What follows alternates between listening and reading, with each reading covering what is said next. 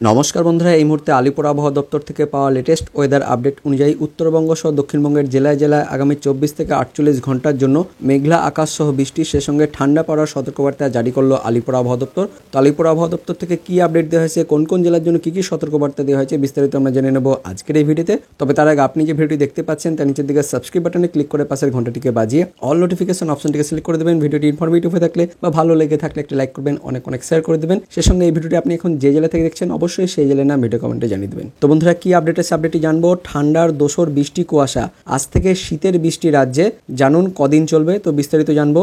একে শীতে রক্ষে নেই, বৃষ্টি দোসর। আলিপুর আবহাওয়া দপ্তর থেকে জানানো হয়েছে বুধবার ও বৃহস্পতিবার অর্থাৎ 24 তারিখ ও 25 তারিখ দক্ষিণবঙ্গে বৃষ্টির সম্ভাবনা রয়েছে।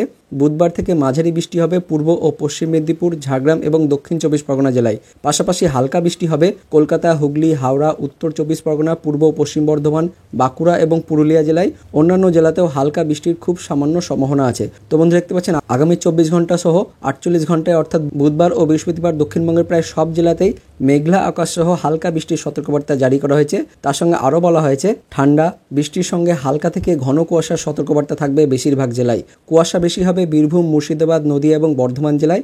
আগামী 24 থেকে 48 ঘন্টায় তাপমাত্রা 3 ডিগ্রি সেলসিয়াস পর্যন্ত বেড়ে যাবে, তারপর আবার ধীরে ধীরে তাপমাত্রা কমতে থাকবে। তো জানুয়ারির শেষ দিকে স্পেল কিছুটা হালকা হতে পারে বলে পূর্বাভাস দেওয়া হয়েছে। তো আলিপুর আবহাওয়া দপ্তর থেকে যে নোটিফিকেশন প্রকাশিত হয়েছে সেখানে বুধবার অর্থাৎ 24 তারিখ কোন কোন জেলার জন্য বৃষ্টিপাতের পূর্বাভাস দেওয়া হয়েছে সেটা আমরা দেখে নেব। তো উত্তরবঙ্গে শুধুমাত্র একটি জেলায়, দার্জিলিং জেলায় তুষারপাতের সম্ভাবনার কথা বলা হয়েছে আগামী 24 ঘন্টার জন্য অর্থাৎ 24 তারিখের জন্য।